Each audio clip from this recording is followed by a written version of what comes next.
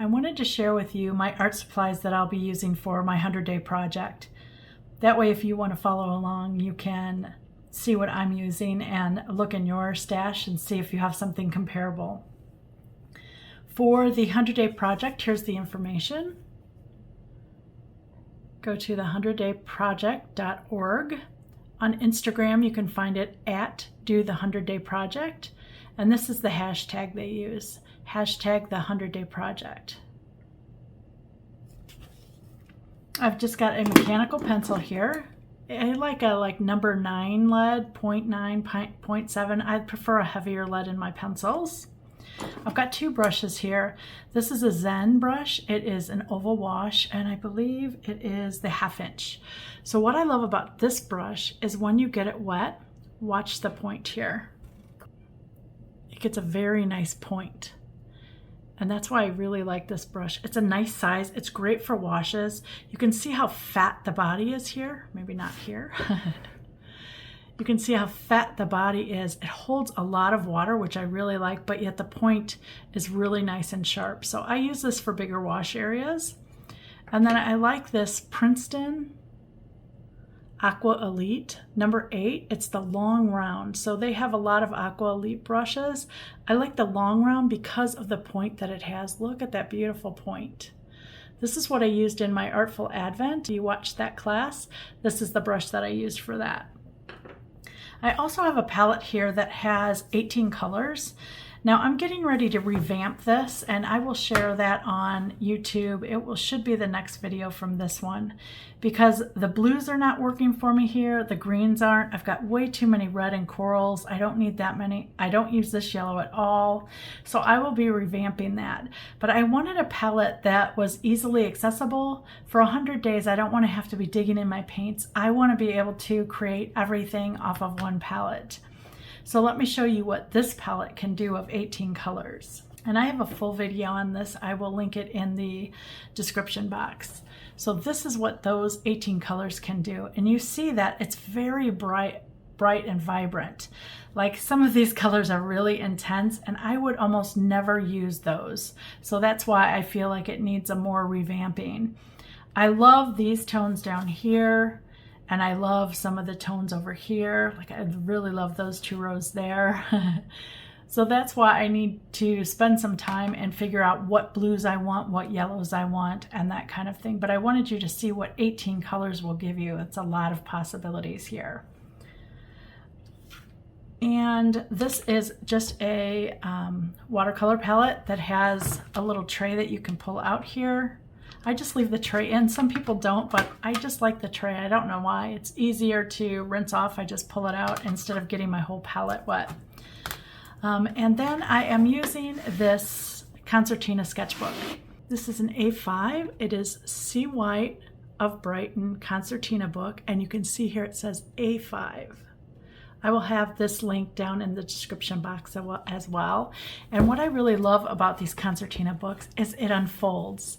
So you see, it just keeps unfolding and unfolding and unfolding.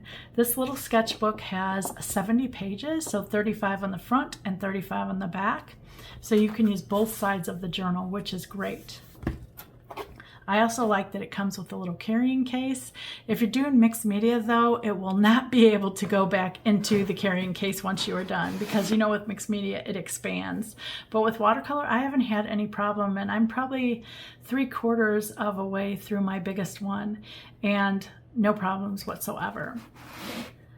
So I wanted to share the first painting with you. I am doing 100 days of random things for my 100-day project. And a leaf is going to be my first one. You knew that, right? I have the ugliest leaves ever. Look at these leaves. I just like their weird shape. I really just like the weirdness. I like that they look like little hands, especially where's the one? Look at this one. Doesn't it just look like a hand?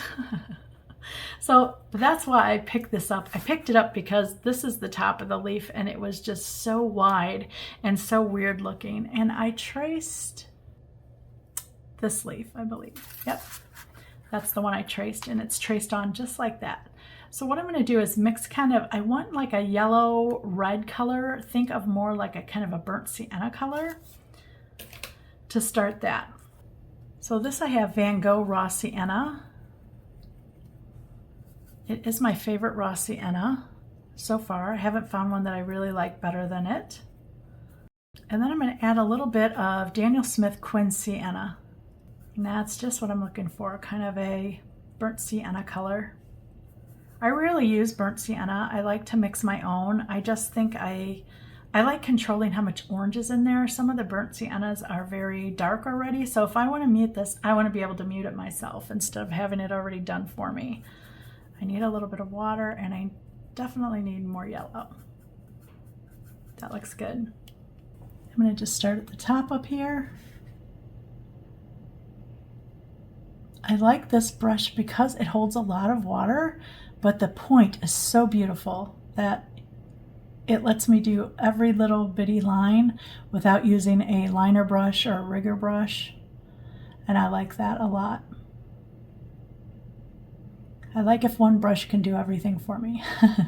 Kind of lazy that way. Okay, I'm going to add some green to my mix. I've got Green Apatite here, which is Daniel Smith.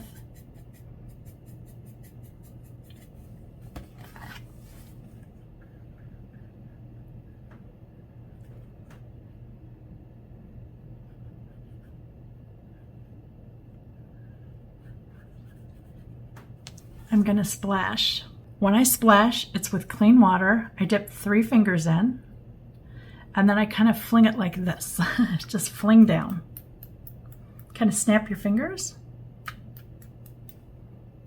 This concertina book that I'm using is more like a mixed media paper instead of a watercolor paper. So I will get some textures, but it doesn't have the initial feeling of a watercolor journal.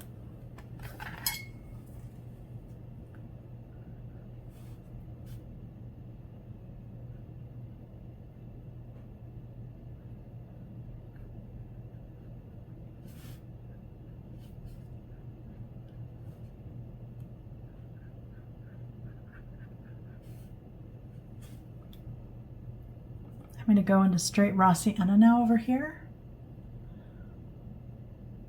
The more you can change colors, the more interesting your leaves are.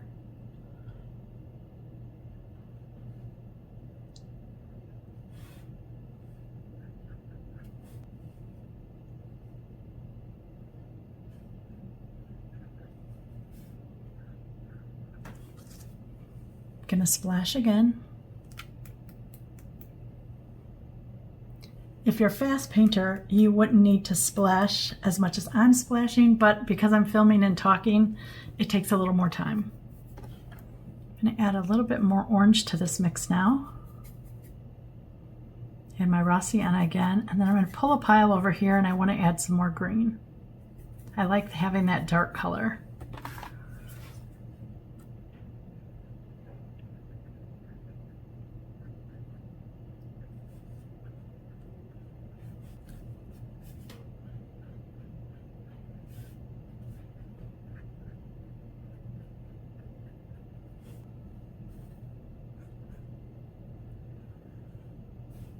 Now you can see just the variation of color with those just 3 colors, right? The raw sienna, the Quin Sienna, and the Green Apatite.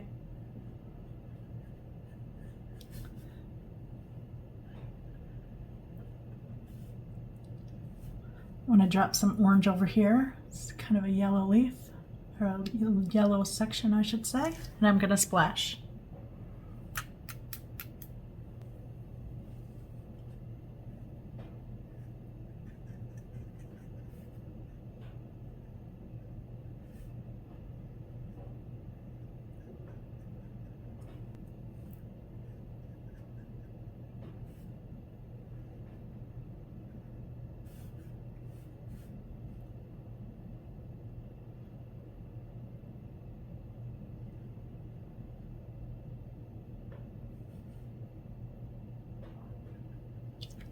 I love the rich color that green leads. Look at how dark in there, and then it adds just a little bit of texture and color on the outside here.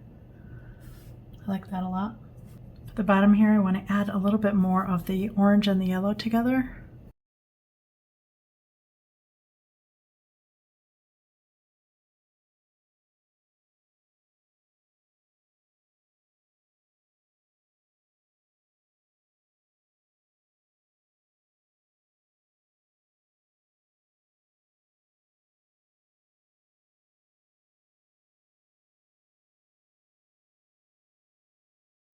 Gonna add some green so that it gets darker down here.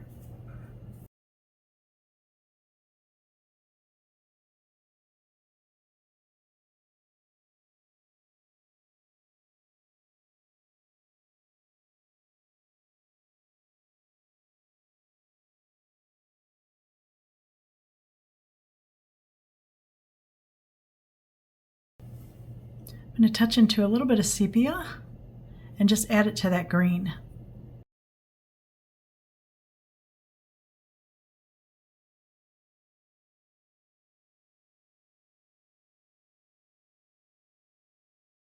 Final splash. And there is day 1 of my 100-day project.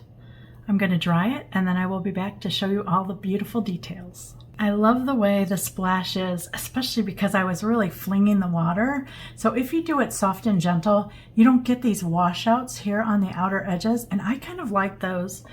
To me, they add a messiness to it and a looseness to it, and it lets me be more freeing when I'm flinging water. So I like to do it aggressively, really just fling it down there like that instead of real dainty. You could also use salt, and if you don't like the texture on your leaves, don't splash. It's that simple, but I love texture, and let me bring you closer so you can see why.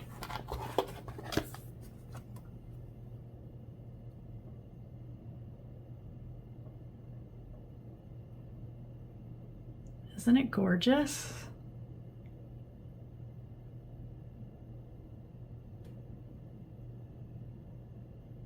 It's just so fun. I'm so excited to have day 1 done, and I look forward to the 99 more days of the art of practice with 100 days of random things. If you like today's content, please like, comment, or subscribe. It will help my channel grow, and I'd really appreciate it. Thanks so much for watching.